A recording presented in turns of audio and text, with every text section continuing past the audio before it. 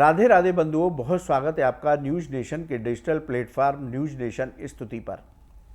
बंधुओं, इस वीडियो में हम बात करेंगे छठ महापर्व की। ये छठ महापर्व इस साल कब मनाना चाहिए, किस मुहूर्त में, किस समय हमें अस्ताचल सूर्य को अर्घ देना है और कब उदयमान सूर्य को अर्घ देना है, इस व्रत की क्या महिमा है।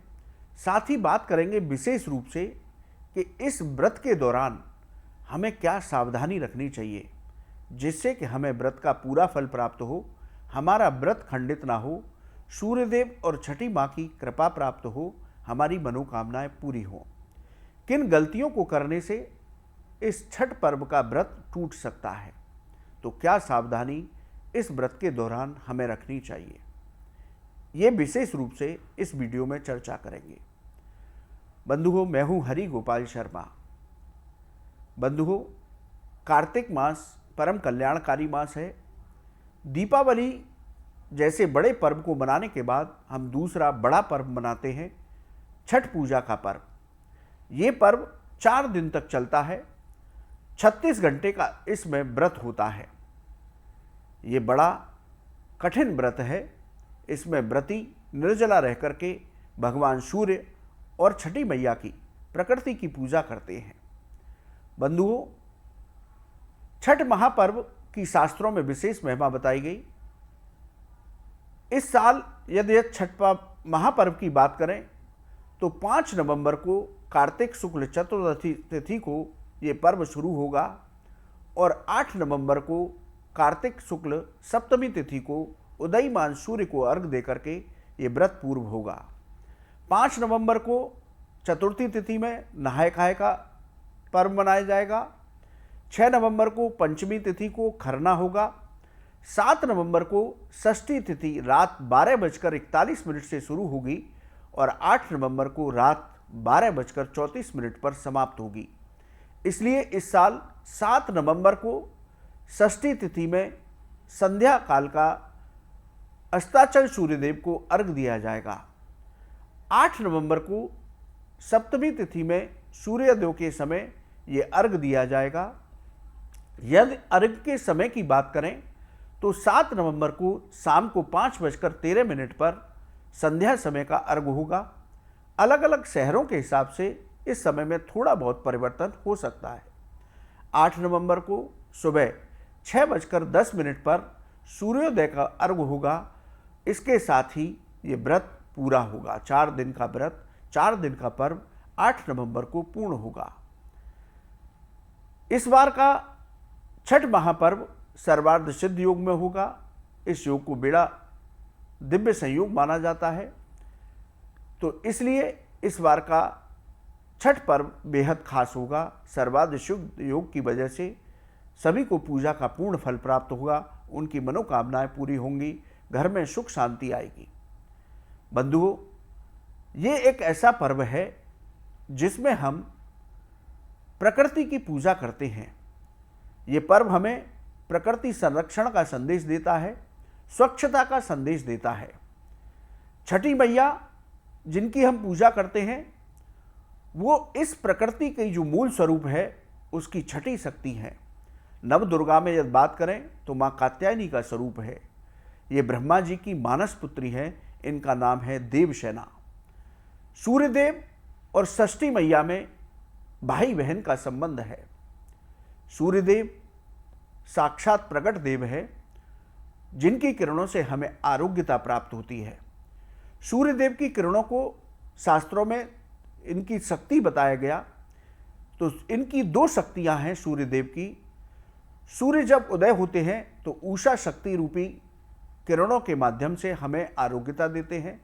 वहीं जब अस्त होते हैं तो प्रत्युषा किरणों के माध्यम से हमें आरोग्यता देते हैं। ये एक ऐसा पर्व है जिसमें अस्ताचल सूर्य को भी अर्घ दिया जाता है। वैसे लोग कहते हैं कि ढलते हुए सूरज को नहीं देखना चाहिए, लेकिन सिर्फ और सिर्फ एकमात्र ये ऐसा व्रत है, ऐसा पर्व है जिसमें अस्ताचल सूर्य को भी अर्घ दिया जाता है और उदयमान सूर्य को अर्घ भी दिया जाता है। तो सूर्यदेव और छठी मैया ये दोनों हमें प्रकृति पूजा का संदेश देती हैं, हमें आरोग्यता देती हैं, हमें सुख शांति समृद्धि प्राप्त कराती हैं। इसलिए इस पर्व को बड़े विधि विधान के साथ सभी लोगों को मनाना चाहिए, क्योंकि सूर्यदेव अपनी किरणों के माध्यम से इस प्रकृति का भरण पोषण पालन पोषण करते हैं, हमें आरोग्यता देते हैं। उनकी कृपा से हमें धन धान्य की प्राप्ति होती है। तो ये सूर्यदेव के प्रति कृतज्ञता व्यक्त करने का पर्व है। उसी तरह छठी मैया भी ये प्रकृति स्वरूप में हमारी रक्षा करती हैं, तो उनके प्रति भी कृतज्ञता व्यक्त करने का पर्व है।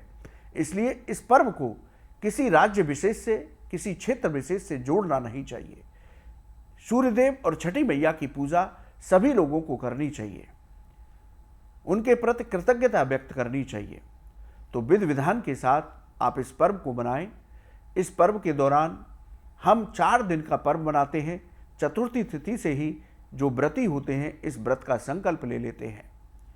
वो सबसे पहले नहाए खाए करते हैं, एक वक्त का भोजन करते हैं, अपने चारों तरफ साफ सफाई करते हैं, पूजा के स्थान की सफाई करते हैं। खरना में भी पूरे दिन निर्जला व्रत रखते हैं, शाम के समय सात्विक भोजन करते हैं। सप्तमी तिथि को पूरे दिन पूरी रात्रि व्रत रहता है, निर्जला रहता है।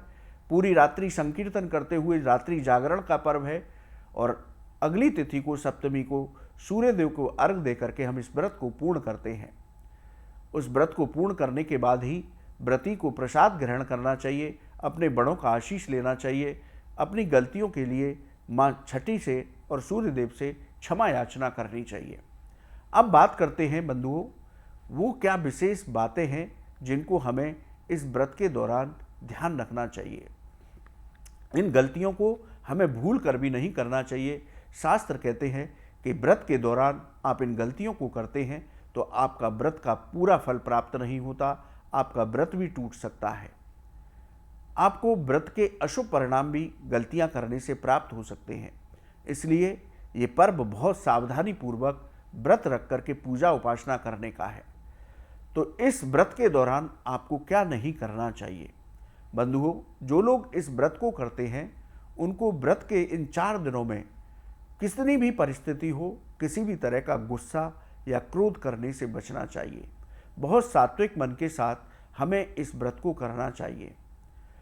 छठ व्रत के दौरान इन विशेष रूप से 4 दिनों में हमें किसी भी तरह से घर में कलेश का वातावरण नहीं बनाना है, किसी बात को लेकर के बहस नहीं करनी।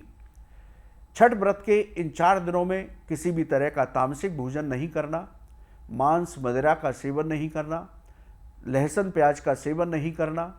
इन सात्विकता के साथ इस व्रत को करना चाहिए।